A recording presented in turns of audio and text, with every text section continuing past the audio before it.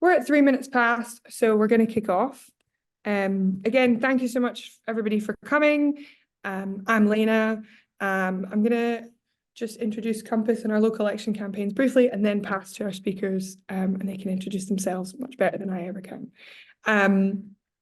So first things first, Compass is a membership organisation, so thank you so much for the support of all of our members. They make all of our work possible, especially around elections, where what we do isn't possible without their activism or their support. For the local elections, we're interviewing a bunch of local leaders who run cooperative councils, and we'll be putting out those interviews through the month of April. We'll be active in some mayoral and council races, more about that later from me, to try and get progressives elected. And we'll also be raising the profile of PR and cooperation generally through some research that we're doing on how bad the first past the post system is for council elections and how much it disenfranchises and drives people out of local politics. So to get to the interesting stuff, we're going to hear from the panelists that you can see. The order that we're going to go in is Charlie from CLES first, and then I'll just call this next speaker. We're going to hear 5 minutes from each speaker and then have a panel discussion at the end. So Charlie, over to you. Thanks. Yeah, no, I'll just briefly introduce myself. As Lena mentioned, I'm from the Centre for Local Economic Strategies. I'm currently the Head of Regional Economic Change, which is a role that I've had since December. Previously to that, I was a political advisor for the Salford Mayor, Paul Dennett. Some people may have heard of Paul. He's been in the Greater Manchester sort of political sort of scene for quite a while now. So CLES has been around since 1986. It formed right in the middle of the Thatcher's government following her victory over the miners, and formed in the period in which Britain was going through a process of radical transformation, and transformation which I think most people on this call will think was overwhelmingly for the worse.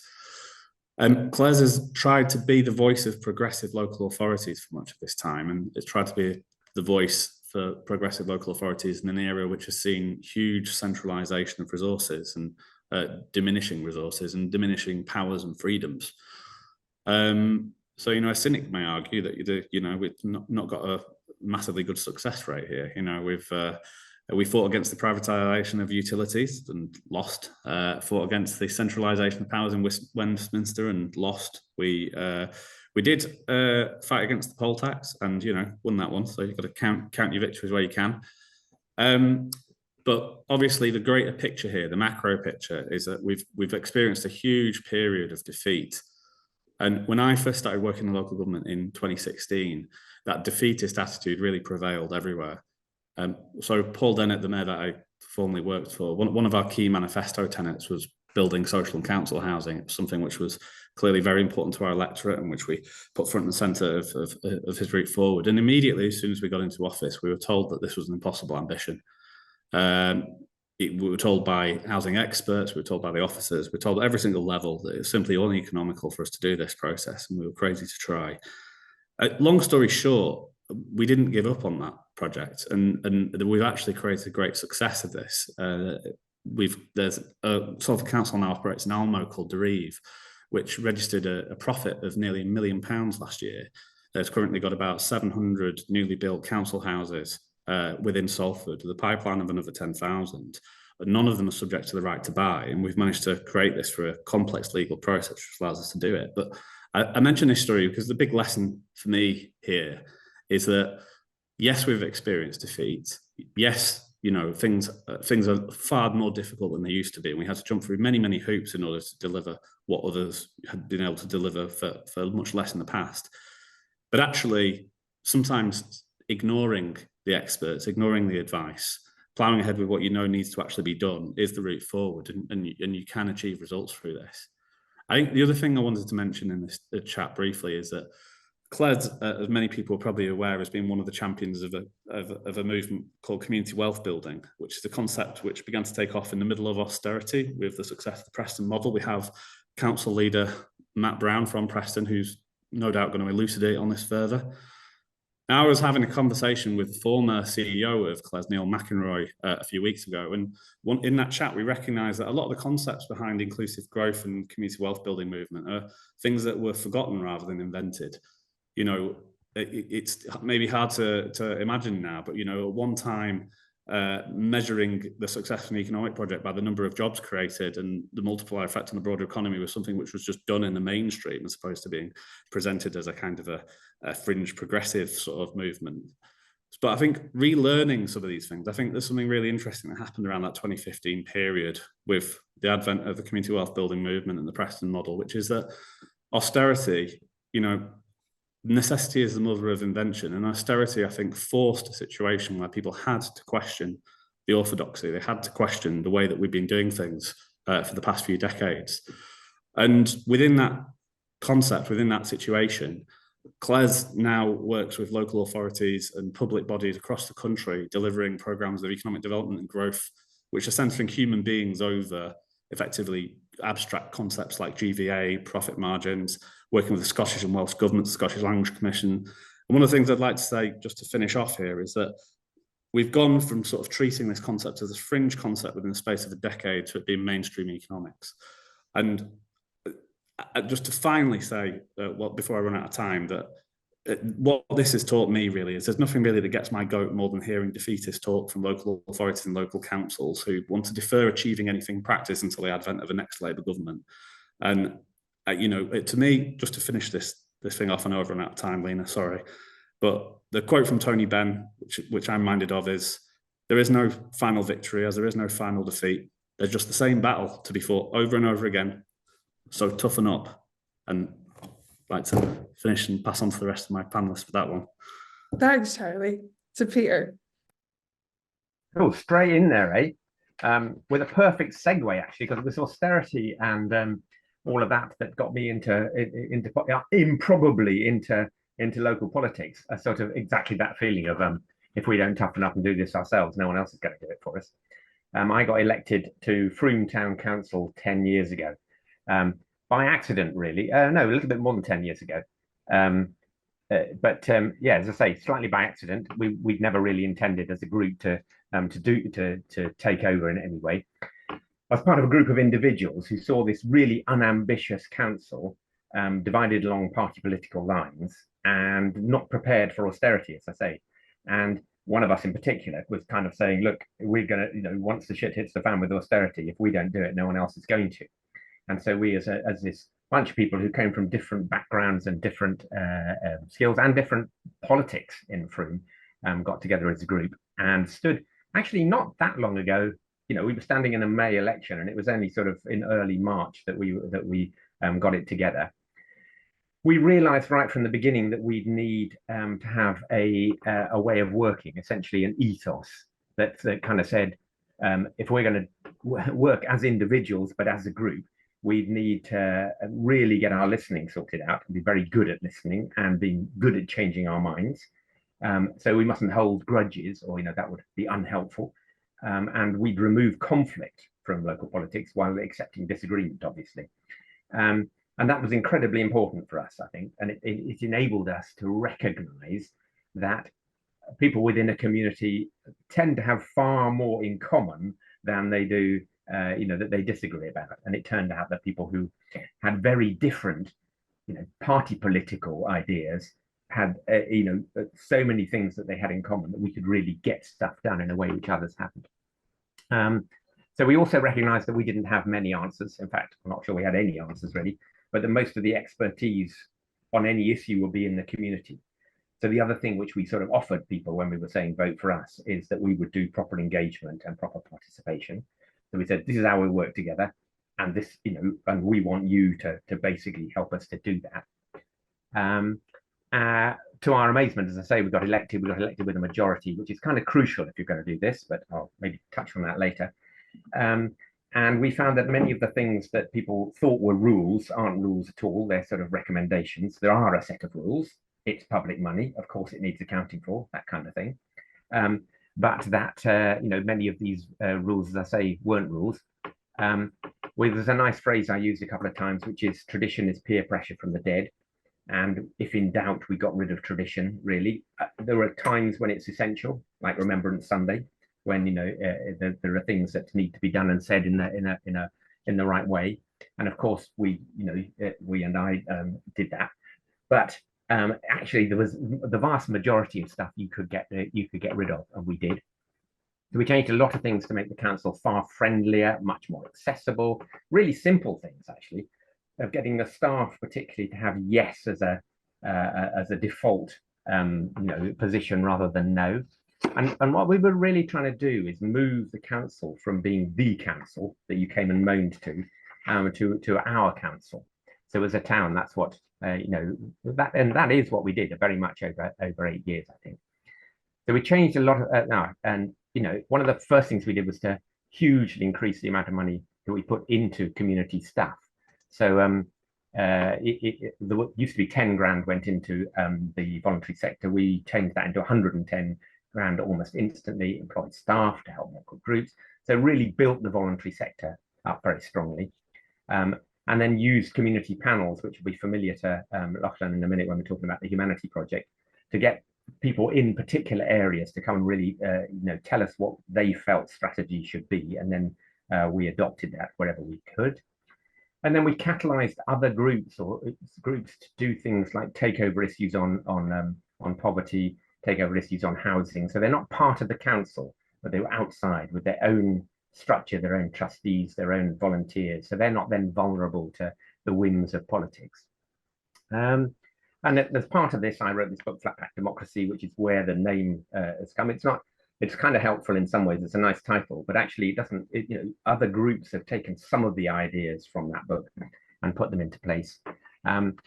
It's never really worked at a higher level. It's always worked at a community and a town level. And many of the initial councils that followed us or took ideas have actually, it reverted to being rather normal. I'm winding up, Lynn, I promise.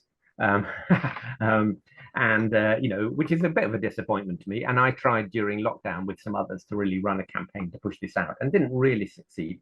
But there are some even now that are coming through. Forest Row last year won a complete takeover, and they're doing some really interesting stuff. So there's other detail which we can come to, or you can read in my book. But I would say that the principles still hold firm. But it is actually really hard to break through and hold that position, to hold the energy and to hold, to keep on doing radical things. But, the council, after us, there have been 4 elections and all of them have had independents, a total, independent council in Frome. So the basic idea has worked well for Frome, and it works well in perhaps 15, 20 other places around the country totally, and then many more partially. Yeah, that'll do. I'm going to pass to Matthew to hear about doing radical things for a long time. See you, Matthew. Good evening. I'm Matthew. I'm leader of Preston City Council. Lovely to see everyone. I also work flexibly for the Democracy Collaborative, an international think tank to spread community wealth building beyond our city. So delighted to be here. I do think the premise of the question is a really good one about these local and regional elections and mayoral elections and why we should take part within them. It's very tricky, isn't it? Because we are the most centralised country in Europe, as Charlie alluded to. We have very few powers and resources compared to many European cities. For example, and even American cities, for example, in European and American cities, you can remunicipalise water, you can introduce rent controls, you can even set higher minimum wages like they've done in New York of $15 an hour. So it's understandable that turnout and interest is low in local and regional elections because we've been disempowered, and it's my view we've been purposely disempowered and centralised by a Conservative government. And then in addition to that, obviously, communities like Preston, which I'm proud to lead as a City Council leader, we're very diverse working class communities, and austerity hit us really severely about 12 years ago following the economic crash of 2007-8, which was not caused by anyone within those communities. But again, our budget was cut by 30 to 40%.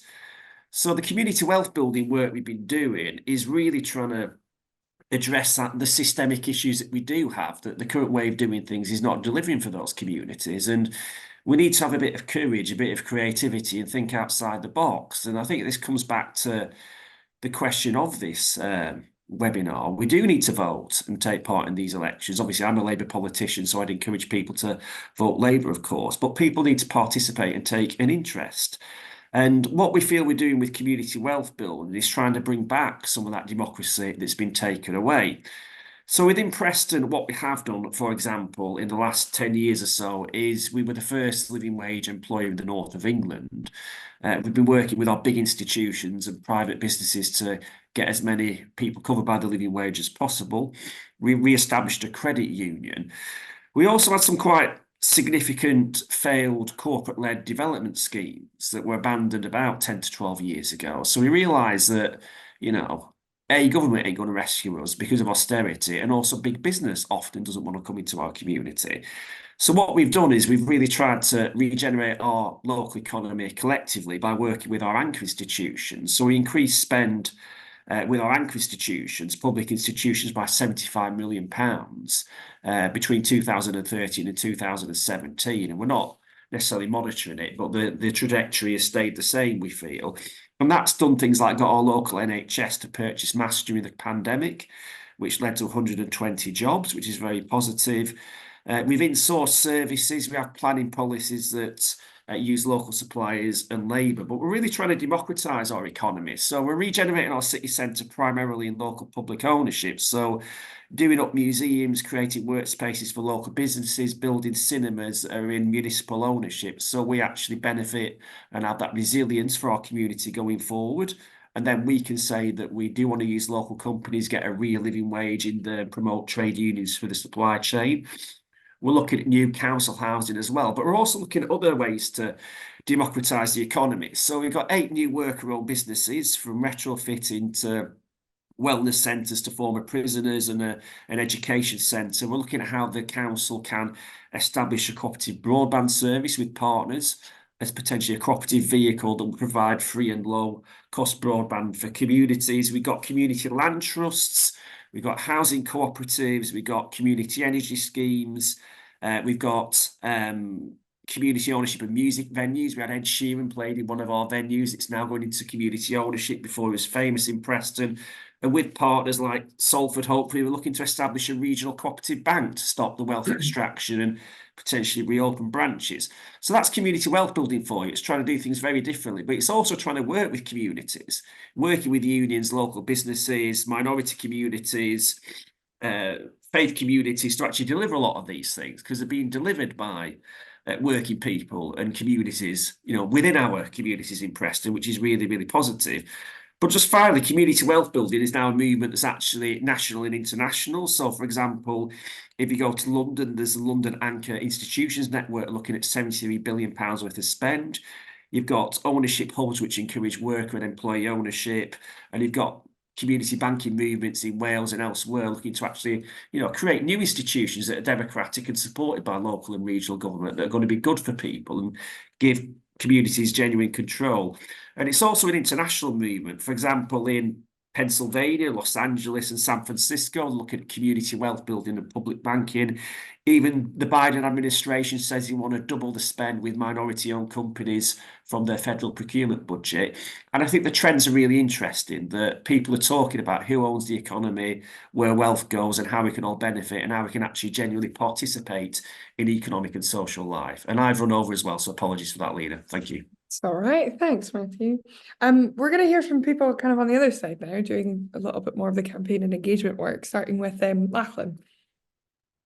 Brilliant. Thanks a lot, Lena. So yeah, the campaign that I work for, Humanity Project, is perhaps in this company a little bit more left field, so it's going to take a little bit more explaining, so if you bear with me there. So Humanity Project, in a sentence, is about upgrading our failing democracy in the UK towards a system of self-determination, right? So what we're doing is creating a mass movement of assemblies around the country.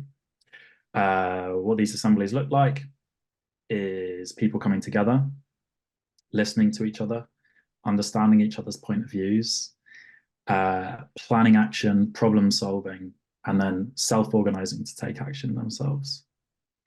So we are working with some existing fantastic national organisations, the Cost of Living Alliance, Operation Black Vote, Black Socks, Faculty for a Future, and some local campaigns as well. And we're also working, well, primarily with existing communities on the ground, these communities that want to set up these assemblies and start making decisions for themselves. So what's the plan? So there's 40 communities around the UK in our first cohort, from Plymouth to Port Talbot, to Hartlepool, to North Birkenhead, to Walthamstow. And they are running assemblies on a repeat basis, so they're not just one-offs. Very often with community assemblies, it's a case of everyone goes, they have a nice chat, which is very important in itself, don't get me wrong. But there's not this follow-up. There's not repeated assembly. There's not action that follows there. They can be branded as talking shops. So we've been doing a lot of work to think about how they can springboard into action. And then all of these local communities will be sending delegates. Well, they'll be invited during the assembly, 6 people invited from each assembly, and they'll attend a national event. So we're organising a national assembly in June, which is going to be a fantastic multi-day event. You're welcome to come along. You don't have to just be part of the assembly. You can come and watch the assembly, see it all unfold. But basically, they're going to come out with a pledge cards of things that they want to see from their country. So another question you asked me, Elena, was how does it make a difference? So what I'm going to do is put you in the picture. So if you're in the room, there's well-trained facilitators there. What they're doing is helping you to move past your judgments and your assumptions, breaking down those false barriers in age, race, level of education, all of these kinds of things. At the same time, you're building personal connections with your neighbours. You're getting empowered because for some people, this might be the first time that they're speaking up and being listened to. You're planning the next steps with the community about how to take action. And most importantly, or perhaps another important thing, is that you're part of something bigger. You're connected to other communities taking action around the place. So I think it's worth saying, what's the point? Why is this important now at this very point in time? Trust in politics and politicians is shockingly low. As I'm sure many of you know, Westminster party politics has been failing communities, ordinary people, families, and nature for decades. But the truth is that we all want a fair chance. We all want food on the table. We all want a safe place to live, right? So why isn't it that our politics is not built for delivering that? So I see 2 paths going forward. And on one of those paths, I'm seeing less democracy. I'm seeing more authoritarianism. I'm seeing stricter state control. And on the other road, I'm seeing more democracy. I'm seeing engaged citizens. I'm seeing ordinary people self-organizing in inclusive ways and having decent conversations and organizing to basically get what they want for their communities, which is all the things that I mentioned before. So to everyone in this call, I would say, come and help us build this road whilst we walk on it. And if you want to get involved, go to humanityproject.uk and click the button that says get involved. I'll pass back to you, Lena. Great. Thanks, Lachlan. And now I'm going to pass to Gill about some more community engagement and participation work. Thanks. Is it okay if I share screen? Yeah, you should be able to. Oh, where is it? Bottom of the screen, big green one. Ah, right, yeah. No, I can't actually. Okay. No worries. I'll just talk through. I wanted to show you some pictures. I'm Gill Hughes. I call myself a pracademic, so I work at the University of Hull, but I'm also very much involved in community engagement. And I was also asked the questions about what's the point and how does it make a difference. Hull's a city which is very much underserved and under-resourced, has low voter turnout. One ward in the general election in 2019 was 11.7%, and in the council elections 13.45%. Although in Brexit we did have quite a high vote, unfortunately, for Brexit. But what people often say is it's about apathy, and I would say that it's not apathy at all. It's about disconnection and frustration. It's a feeling that things won't change. Austerity has really sort of impacted on people. There's a lot of competition instead of collaboration in terms of organisations, and I think people feel that nobody really listens to them. And so what I was asked as well is about how do we galvanise and how do we motivate people? And really it's how do we get people to think about caring about local campaigns and democracy?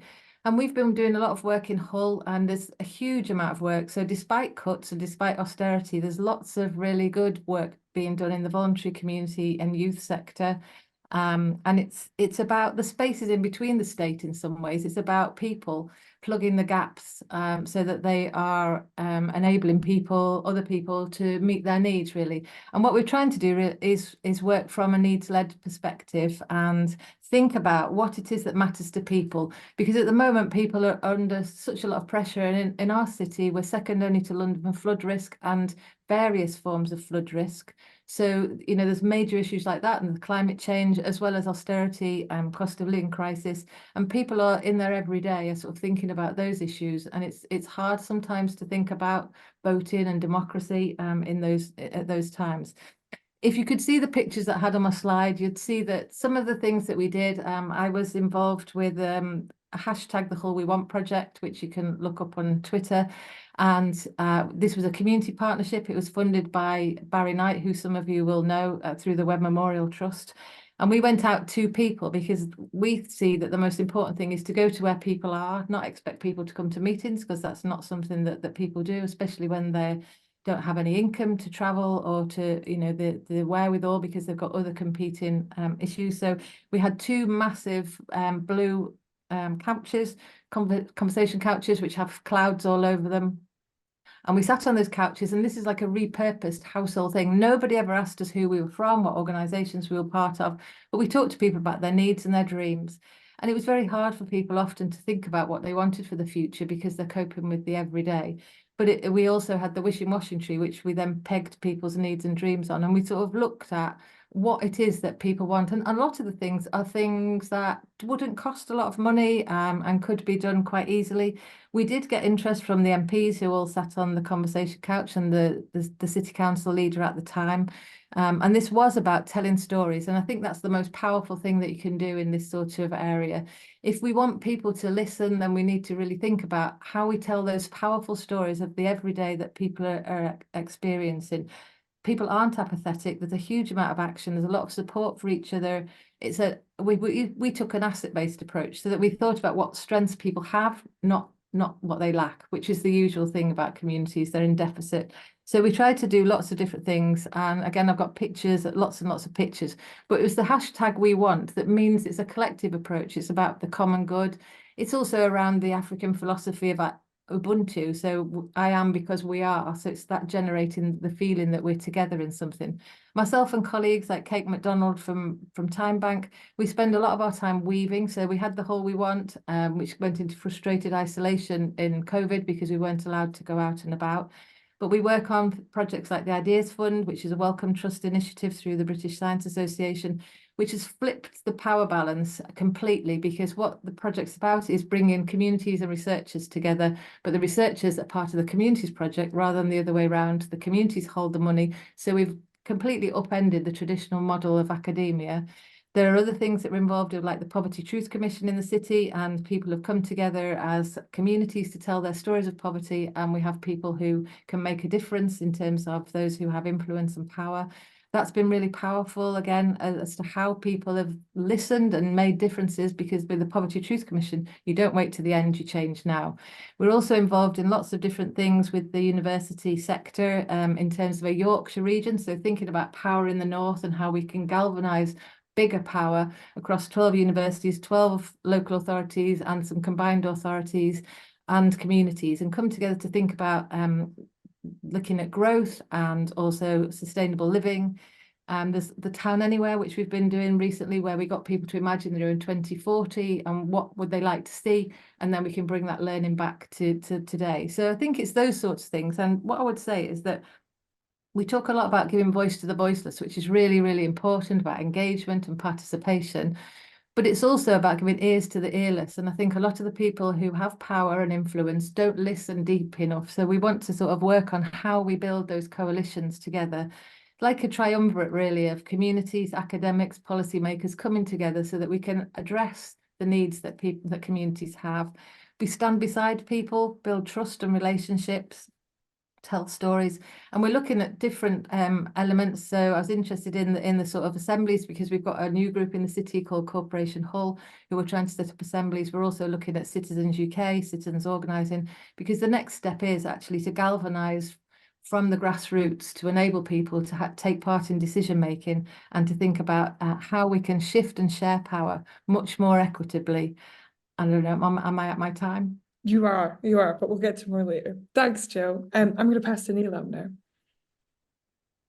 Hi, everyone. So I'm Neelam Hero-Shergill. I come from a slightly different background to most of my colleagues here.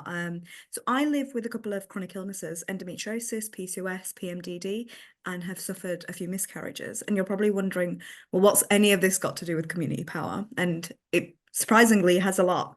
I set up an organisation called Sisters off the back of my conditions because I wanted to support more people of colour with the sort of healthcare journey.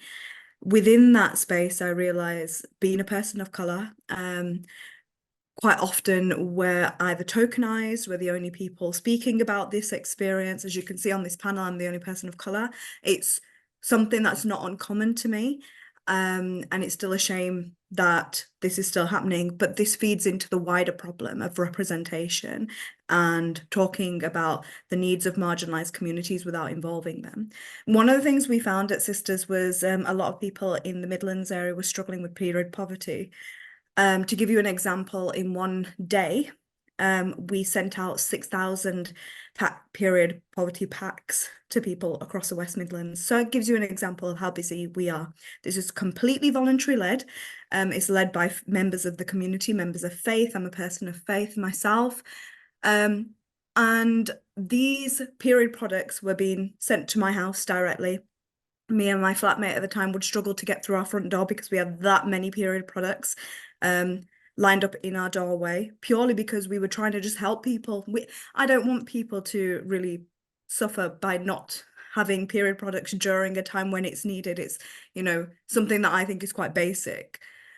So we approached our local council because they'd heard of our work and we'd been referred to in their reports that there's a great organisation, they've done all this work around period poverty. So I thought, well, they're talking about us in their reports, surely they're going to help us out. And we just asked for a centralised space so I didn't have to struggle getting in the front door, essentially.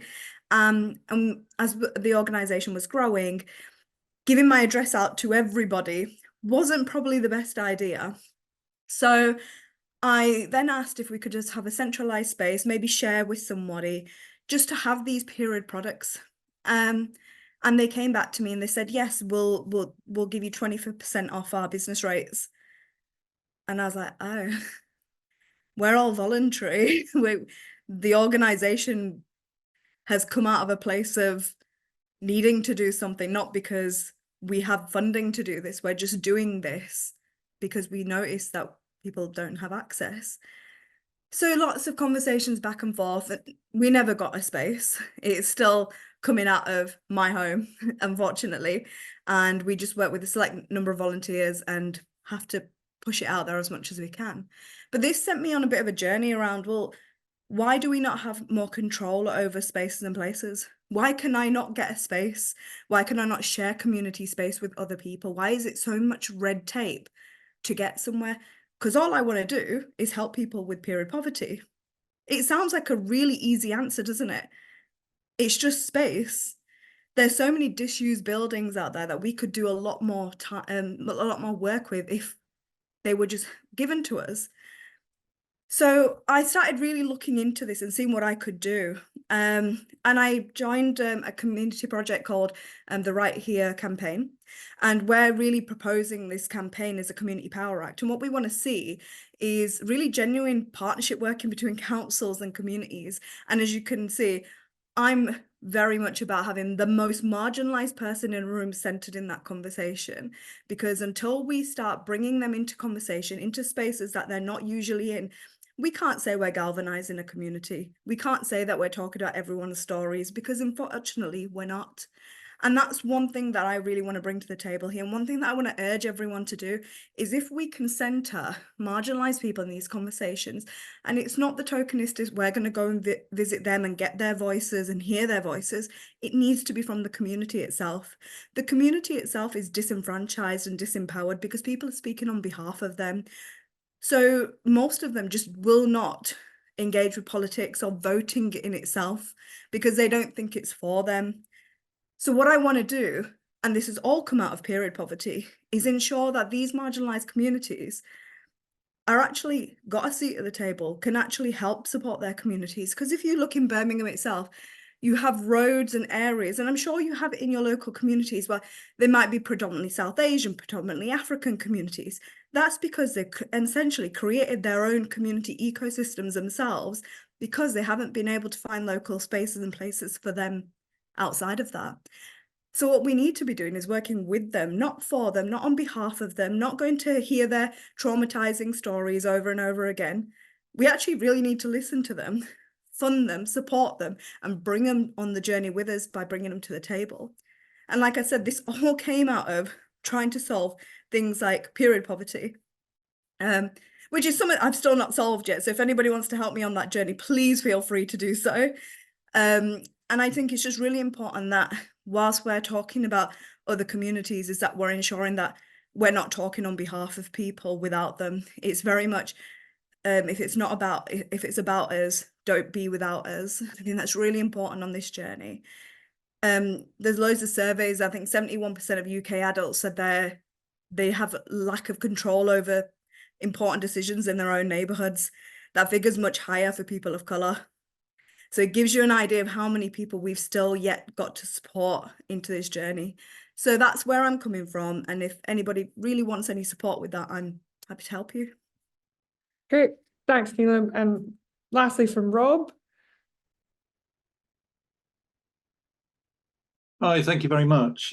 So I'm Robert Uhlig, I'm from Bude Climate Partnership. Lena asked me to answer the question, why Bude Climate Partnership? Well, we came into being because our area is exceptionally vulnerable to climate change. We're the most sensitive location in the whole of the UK to sea level rise. We've seen lots of manifestations of climate change impacts here. We've been the hottest place in the southwest in 2022, in that exceptionally hot summer. We've had a lot of destruction due to storms. We already have quite extreme weather here, but it is becoming more extreme. And we're also vulnerable physically and geographically and socially and economically. Physically because of our location, not just because we're on the north coast of Cornwall on the Atlantic, but also because we're a long, long way from any public services. So it's an hour in any direction from us to the nearest hospital, similar amount of time to higher education, further education, any real sort of retail centres if you need to buy anything. We are, according to the ONS, the most isolated community in Cornwall in terms of provision of public services. And we're also very economically vulnerable. 70% of local businesses are dependent on tourism, 40% of jobs. So climate change has impacts in all sorts of different ways. And there was a lot of concern in our area, but nobody knew where to start, and there was a lack of leadership and coordination. So we went to the town council and asked them to take a lead. They declared a climate emergency. We thought they'd be interested, and they said no. So we pulled together 7 local community environmental organisations, likes of Friends of the Earth, but also 2 Minute Foundation, which is to do with beach cleans here, various other bodies in our area, that in our locality, that were concerned in this way. And we went to the lottery and asked for a grant to investigate our community's carbon footprint and to devise responses to it. And we were very fortunate. There were 650 odd applications for this particular funding, and we were one of 14 projects that got funded. And we got £200,000 to do 12 projects over 18 months to investigate our carbon footprint. We looked at tourism, we looked at transport, we looked at our energy use.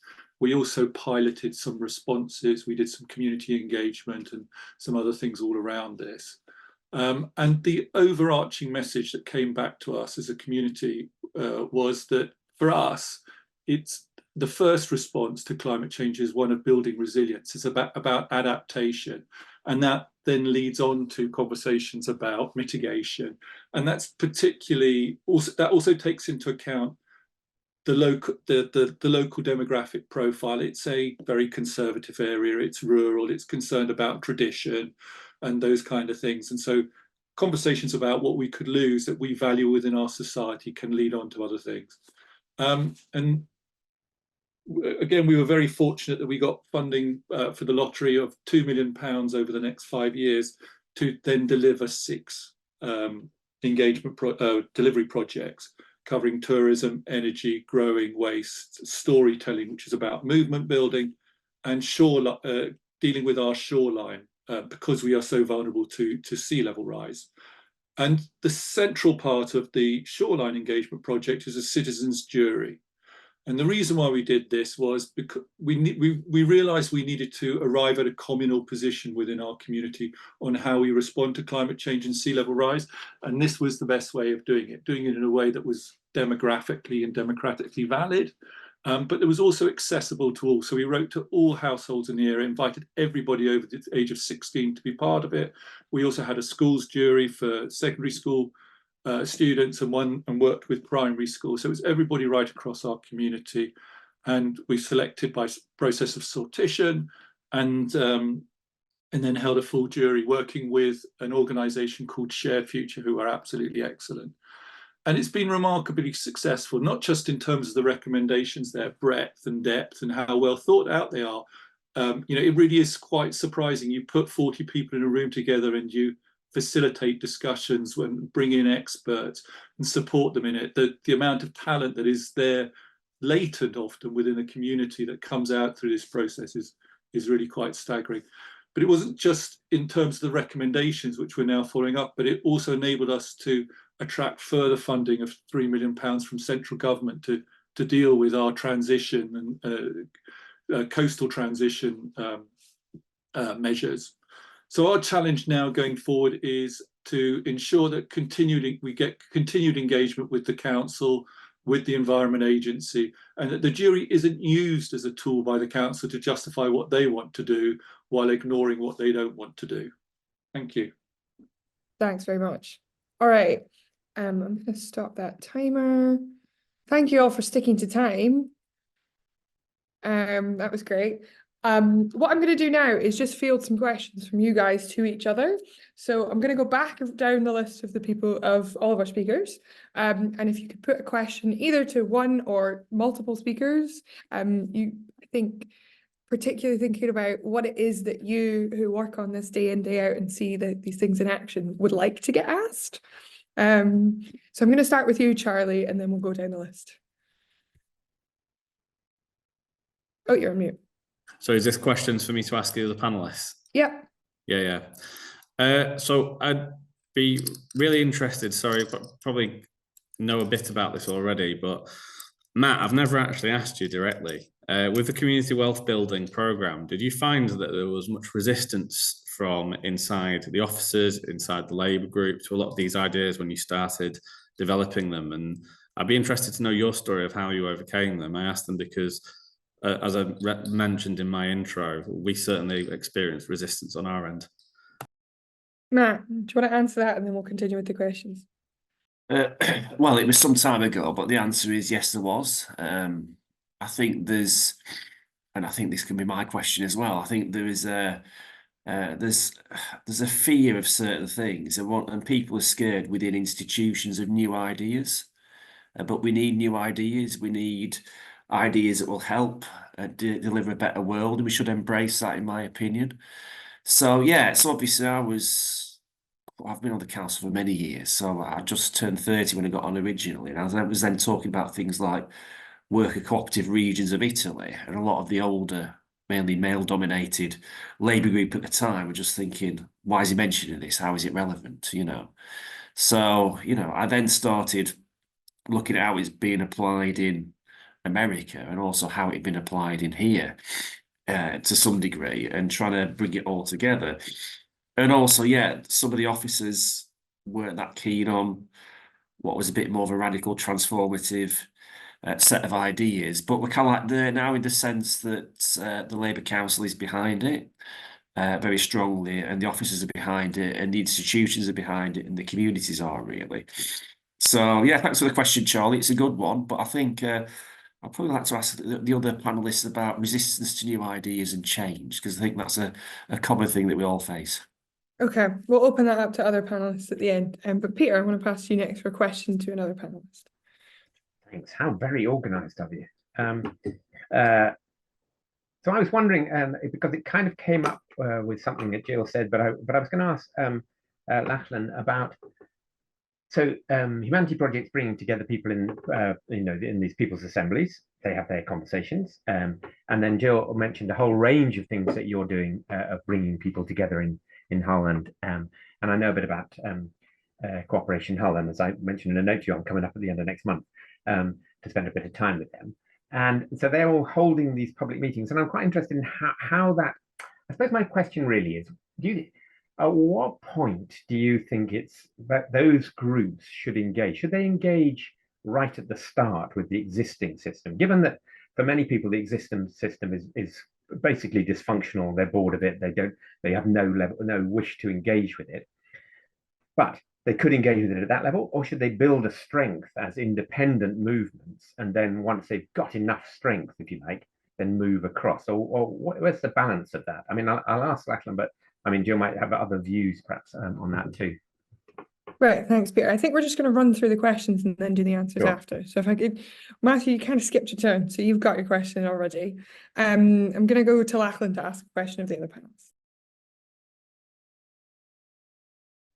I'm going to ask this to Robert, and it's about some of the community engagement. So it's about the storytelling project that you said you were involved in, and how that links to kind of movement building. So I'm just curious about how you built this movement and how that fitted into your kind of theory of change within Bude. Okay, so the storytelling project came out of it started with a research project where we were looking into the attitudes of people over 60 in our community to climate change. And the reason why we did that was because we have a disproportionate number of people of that age. The young people leave in search of jobs. We're a retirement destination, so we've got twice the national average. And older people tend to have larger carbon footprints. They tend to be at home more, so they have the heating on in the winter. They're less likely to cycle and walk.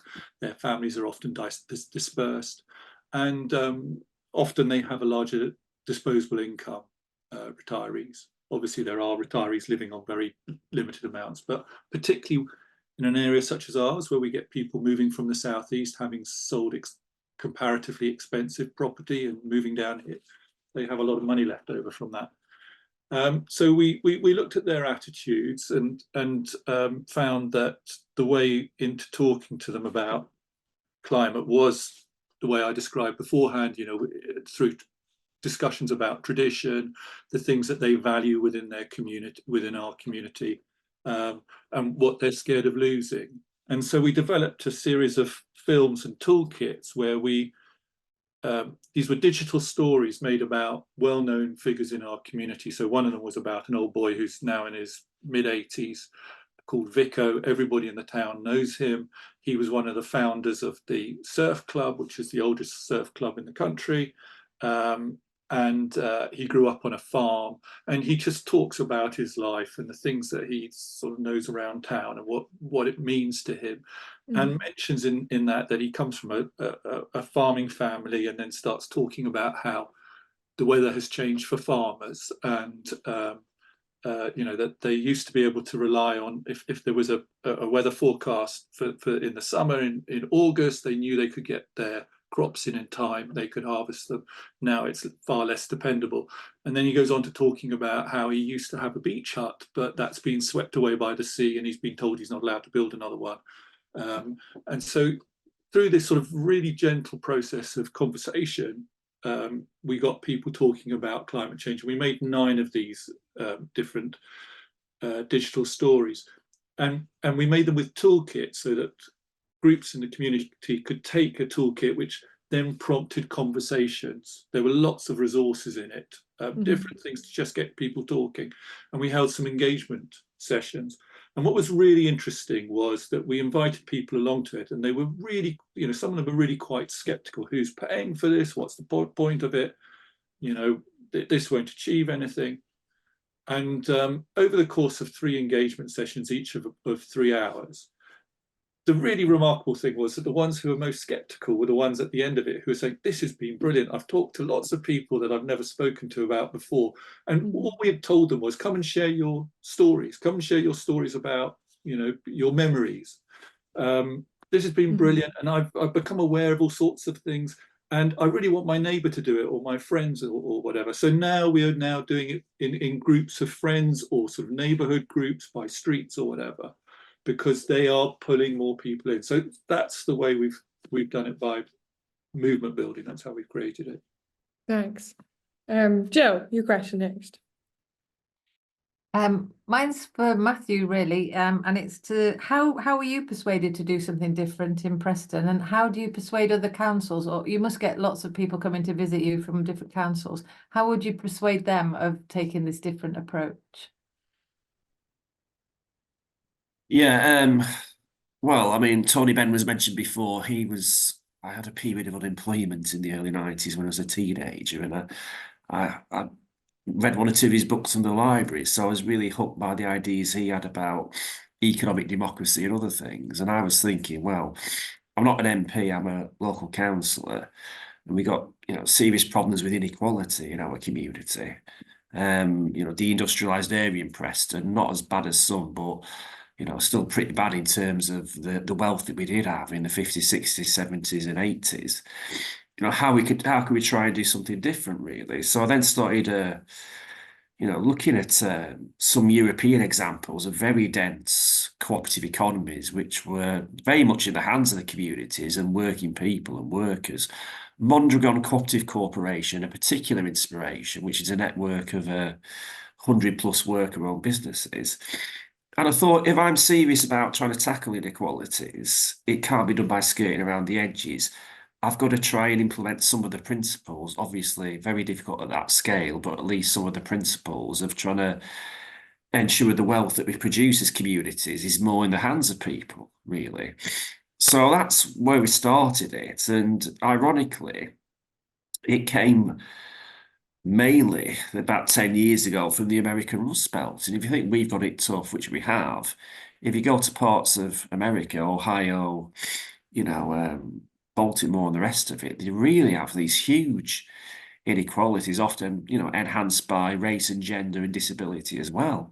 You know, in Cleveland, Ohio, there was a situation, the poorest, mainly minoritized communities, the life expectancy was 64, and 2 or 3 miles down the road, where there's multimillionaires mainly, they could expect to live to 88 or 90.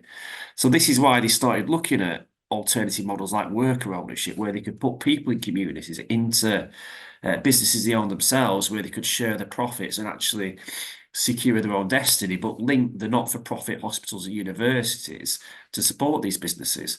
So I was inspired, and I'm still inspired by where we are. And I think the community wealth building movement has really grown. And I mean, what Charlie mentioned about what they're doing in Salford with 700 council homes in this very difficult environment for councils, with the intention of getting 10,000, it's truly transformative, and it's radical, and it's needed. But for people in those communities, it does matter that, you know, Charlie was doing that with Paul. It really is important because of the levels of deprivation that we're seeing. And obviously, you know, we have this here. I mean, there's some parts of Preston. I mean, I'm actually, you know, a ward which is quite low income. I think the average life expectancy here is about 72, 73. And then the more rural areas, which we do have in Preston, believe it or not, you know, 85, 86. And the main social determinants of those outcomes is due to being in poverty or not being in poverty. So this is why I wanted to do something a bit more transformative, not for the sake of being radical, just for the sake of actually, you know, I've got a responsibility to deliver for people who vote for me and for my community, and I've come to the conclusion that we've got to do something transformative just because people have had it hard in this country. We've had the worst form of neoliberal economics imposed on us. We've had, you know, cost of living crisis, we've got an environmental crisis, and obviously, you know, the financial crash based on the economy we have nationally really did hit communities like ours. And it was the less well-off communities, you know, the diverse working class communities like we have up here in the Northwest that were hit harder, really. So that's why I've done what I've done, really. But the ideas that I have, I've always been interested in ideas. They're, you know, they're not necessarily mine. They're just taking bits from other places that have done it successfully, really. Yeah. Thanks, Matt. All right, last two questions from the panel. So first from Neelam and then again from Robert. I actually think mine's already been answered. I was asking about movement building and communities. I think like that's what I'm bothered about, is essentially how are we bringing people on the journey rather than speaking for people. So I think we've kind of answered a bit of that. Great. Okay. And Robert, anything else? Last one. Well, I just wanted to ask Peter a question. So in Bude, we changed our town council using the principles of Flatpack democracy, and we spoke quite a lot with Peter, and he gave us some great guidance, and it made a big change here. We got people who were much more in tune with what the community wanted onto the council. But Peter said that when you last tried it, it's not been as great a success as you were hoping, or that things seem to have come back with something along that lines. I just wanted to ask a bit more about that. I mean, what ways do you mean? Sure. So I guess two ways. One was in numbers. I mean, that there were, as I say, there's 10,000 local councils in Britain, and there are 20 or 30 like Bude and Frome and Forest Row and others who have done what you've done and was done here. And most of the others, that didn't happen for all sorts of reasons. But I guess my greater disappointment really is the extent to which often a small number of old councillors who are often in a minority, somehow, I mean, and to be honest, they tend to be old white men, you know, can still dominate things in the sense of, you know, this is how it's done, and or sometimes a clerk who is either in with them or not in with them, but you know, in that. And people get squashed, and it's really hard. And some of the people who I remember, you know, talking to in your group, you know, were young, inexperienced, certainly never been councillors. You know, it wasn't. They're easy to squash, and it's a technical term. You know, it's kind of like it's so disappointing that somehow even there is a large group, but they haven't quite got the courage. And we never had the resources to help work with people after they'd got elected, to help them to have the courage often to kind of go, you know what, those aren't rules. You can decide. You were elected. You can choose to do this, you know, how you like. And you know, I had a quick look at Bude's website, you know, just before you were talking, to see who's kind of still there and so on. And it's great to see familiar faces from that. And so that was my disappointment, that, you know, what I felt or what I hoped could become something that was much more widespread hasn't really been, even at this community level throughout the country. Thanks, folks. Right, so there was a question posed by Matthew about the resistance, and also one about by Peter, about when people should engage with the system, and by that I presume you mean like councils and political parties and politics that we think of in a newspaper kind of way. And I just want to give an opportunity for Neelam, Gill, Lachlan, and Charlie to answer those two. You can pick which ones you'd like, but you guys haven't answered questions. So just you can pick one of those, and then we'll move to audience questions as well. All right, Gill, do you want to go first? I think it's a brilliant question, because I think those are the sorts of elements that we're dealing with at the moment in Hull, sort of thinking about that, because there are some groups who I think feel that you shouldn't engage with the current regime and try to do things differently and start to move from that.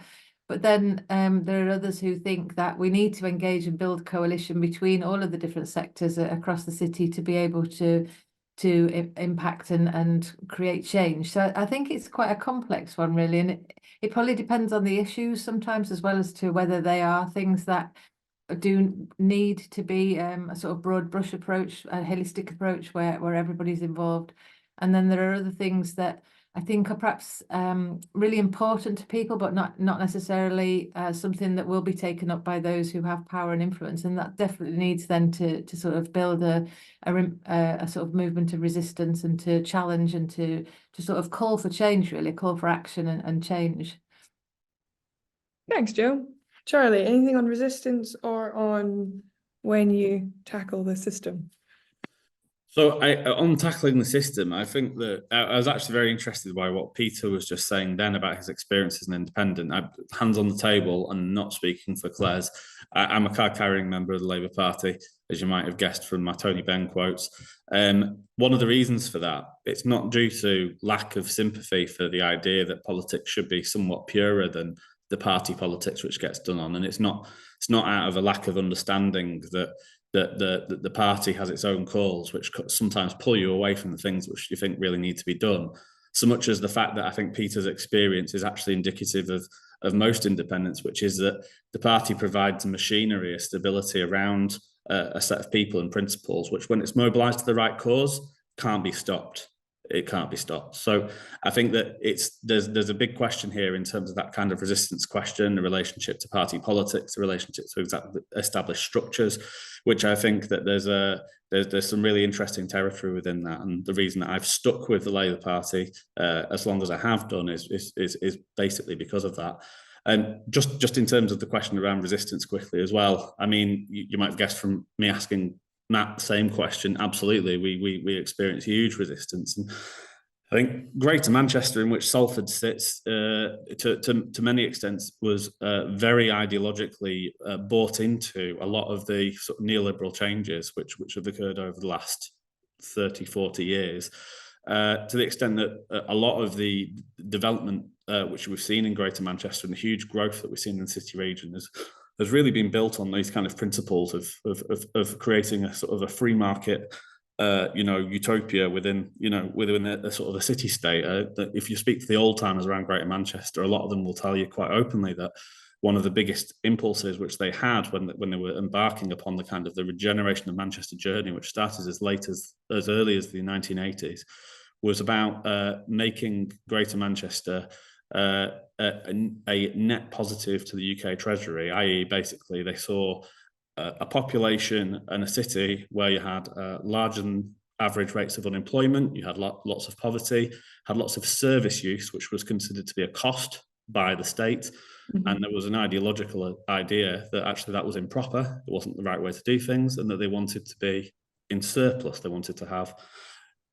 The problem being that what we've effectively done is, rather than raise the living standards of the existing Greater Manchester population, what we've done is basically import lots of wealthier people into the city. And when you look at those established, when you look at the indices of multiple deprivation, when you look at how poverty is geospatially located around the city, what you see is in many, many areas it's been completely unmoved by all of the growth which we've seen over the years. And that's just a form of growth which I completely reject. But yeah, in terms of the resistance, what I'm trying to say is that these ideas were very, very well established when Paul took office in 2016, and very, very strong. And the resistance which we experienced was incredible, and lots of sabotage as well, I have to say, and within the Labour Party as well. Yeah. But we won it. We won the debate. We won the argument. We brought the data to the table consistently again and again and again. And I think going back to what I was saying in my original intro, sometimes you've just got to say no.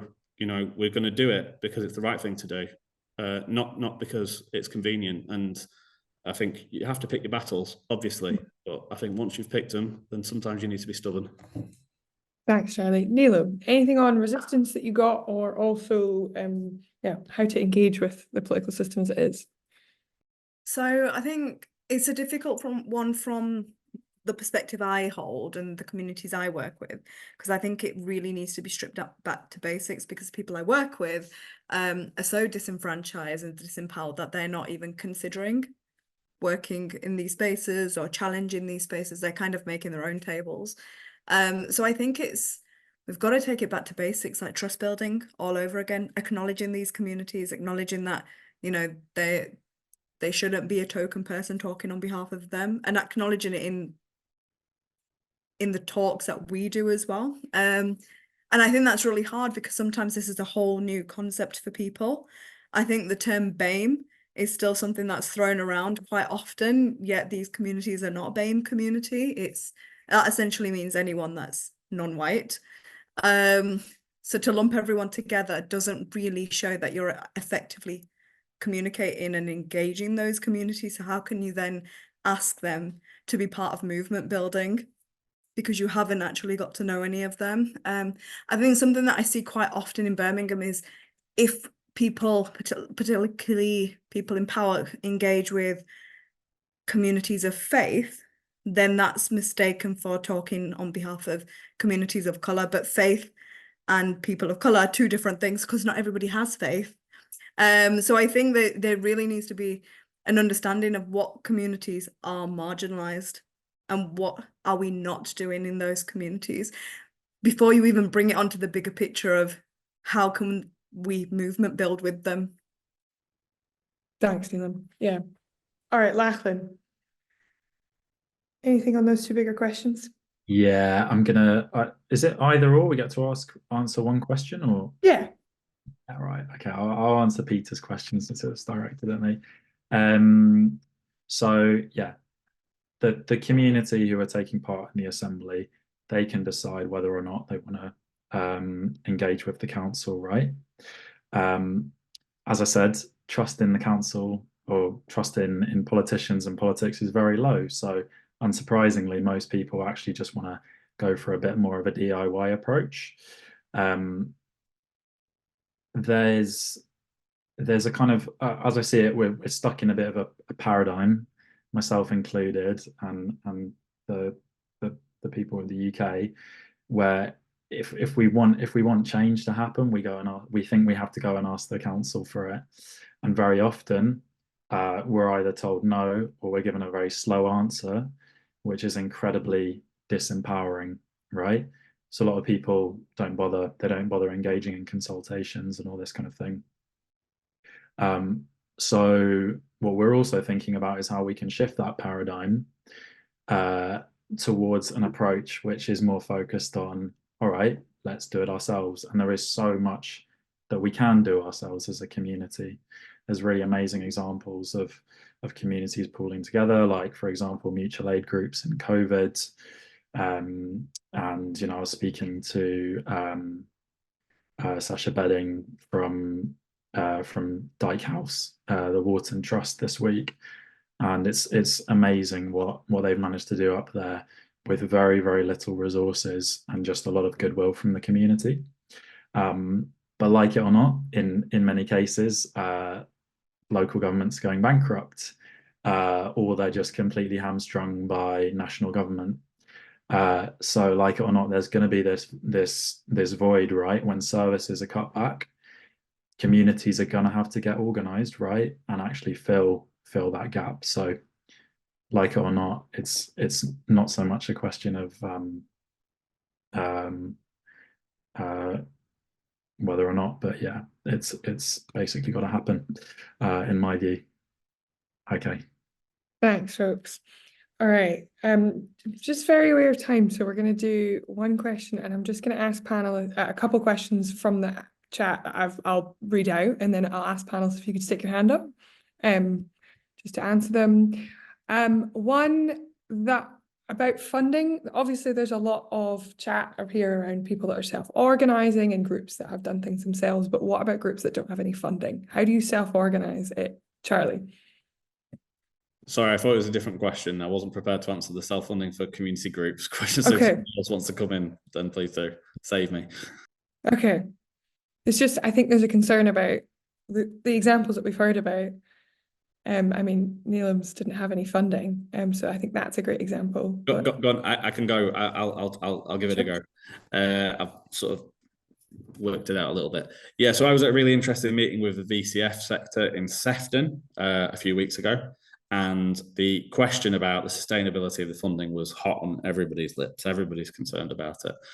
And one thing which was really, really inspiring actually from that meeting was hearing the leader of Sefton VCF sector discussing all sorts of really entrepreneurial kinds of activity and ways of sourcing finance to effectively work together strategically across the sector to generate income. We're not just talking about grant finance from councils, because that's basically it's part and parcel of the same issue, which is that so much of the VCF sector is funded via the public sector in some way or another, and effectively that money is continually being squeezed. This was about looking at entrepreneurial activity cross-sector to be able to generate its own income on its own terms. And I think that really, not only does it provide a separate set of income streams for the sector, I think it all provides a sense of dignity and independence, being able to sort of stretch out in that way. One of the things which Claire's has been working on actually recently with some organisations in Salford is in partnership with some of the hospital trusts, setting up a VCS sector partnership which would deliver catering for the hospital through a procurement process, employing local people, employing people from backgrounds where they've been struggling to get employing them in catering, providing those services to the hospital. I think when you actually get into it, there's lots of different models through which if you work strategically across the sector, think about partnerships, think about actual revenue generating opportunities. This doesn't work for every organisation, but actually there are opportunities out there which don't simply rely on handouts from your local council or from grant funded bodies. And I think that for some organisations, there's some viable approaches in that. Great, thank you, Charlie.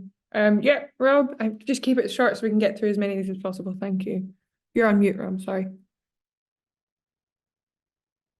Still haven't got used to it all these years, but yeah, Elena's question about what you do about funding.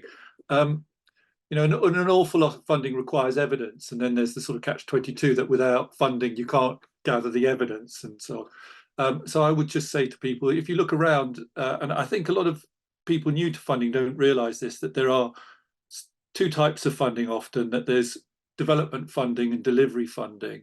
And the development funding gets you going, allows you to do that research that then enables you to apply for the big funding. And so often the problem with organisations, community organisations, is that they are dependent upon volunteers, and volunteers only have a limited amount of time and so on, and they burn out. Whereas if you get some development funding, then you can possibly afford to employ some people part-time or full-time in order to get to gather that evidence, to organise your community, to bring people together so that you can then make a credible application for much larger funding. Great, thank you. I'm going to do one, and I'm just aware we are slightly running over. I apologise, but just want to keep one more question and then we'll wrap up. We've talked a lot about the disengagement and the disenfranchised that people feel. I think we are all working in a context, Compass is working in a context, you guys are all working in a context where roughly the turnout for local elections is 30%. In most places, some places is a lot lower. And we're expecting a general election this year, and everybody has their own feelings of whether that's going to bring in change or not. And I just wanted to ask, kind of looking at the local elections for those of you it's relevant for, but also for the upcoming general elections, if there's one thing you're excited about or a specific policy or change or reform that you believe is necessary to support and empower the kind of projects that you do. and the organisations that you work at. Again, I'm happy to take hands from speakers if you want to speak to that. Just something you're hopeful about, given the upcoming elections. Rob? Well, the Labour Party have said that they're very interested in community juries and citizens' assemblies, and using that as a method of helping democracy in areas. I'd like to think that they'll follow through on that. My one qualm about it is that if it becomes really closely associated with Labour Party, then in an area such as ours, which is pretty conservative, then it might devalue what we have just done. Unfortunately, in the eyes of some of the people that we are trying to persuade, we're a non-political organisation, and there's that danger. But intrinsically, they're really good things. Thanks. Matthew?